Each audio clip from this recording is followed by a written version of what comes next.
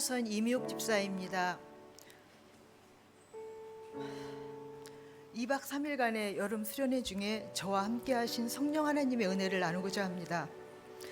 하나님의 말씀을 통해 지식적으로 이성적으로 예수님을 만났기에 뜨거움과 열정이 부족한 상태였습니다. 그리하여 성령의 은사를 받은 믿음의 동지들을 만나면 믿음에 대한 약간의 열등감도 있었습니다. 그런데 항전직인 권사로 피택되면서 항전직 사관학교의 횟수가 거듭될수록 여기가 내가 앉아 있어도 되는 자리인가? 끝까지 잘 감당할 수 있을까 하는 두려움이 먼저 들었습니다.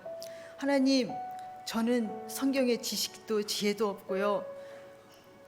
입술도 둔하고 어눌하고 사랑도 없어서 제가 편하고 좋아하는 사람만 사랑합니다. 하지만 성령님께서 함께 하셔서 능력을 주시면 할 수 있을 것 같아요 고백하며 성령의 도우심을 구하는 기도를 시작하게 되었습니다. 마침 올해 여름 수련회의 제목이 성령의 기름 부으심이었습니다. 그러기에 기대하는 마음으로 기도하면서 수련회에 임하게 되었습니다. 개회 예배가 시작되고 저녁 주제 강의 시간이 시작되자 제 신앙 색깔로 바라볼 때 조금 당황스러움도 있었지만 그래도 성령 하나님이 일하심을 보게 되었고 사모하게 되었습니다. 그렇게 성령 하나님을 갈구하였었지만 선뜻 나서지 못하고 망설이다가 두근두근 떨리는 마음을 부여잡고 목사님 앞에 서자 짧은 기도의 시작과 함께 몸이 솜털처럼 가볍게 넘어지는 것이었습니다. 의식은 그대로 있는데 몸을 내 마음대로 움직일 수가 없었습니다. 잠시 후에 온몸을 떨며 하나님 아버지를 주 예수님을 부르짖고 있는 저 자신이 있었습니다. 시간이 지난 후 몸은 다시 움직일 수 있었지만 심한 두통으로 일어날 수가 없었습니다. 하나님을 갈망하면서도 성령 하나님의 임재를 갈망하면서도 아직도 완전히 내어드리지 않는 제 자아와 아집과 고집과 생각들이 몸부림치는 것이었던 것 같습니다. 둘째 날은 첫째 날과 다른 느낌이었습니다. 또렷한 의식과 온몸이 자유로워 엎드려 기도를 시작하자 가슴이 갑자기 탁 막히면서 숨을 쉴 수가 없었습니다. 하나님 도와달라고, 주님 도와달라고 부르짖기 시작할 때 사랑하는 딸아 두려워하지 말라, 주 여호와니라 하시는 말씀을 들었습니다. 그 후에 어떤 기도를 했는지 기억이 없습니다.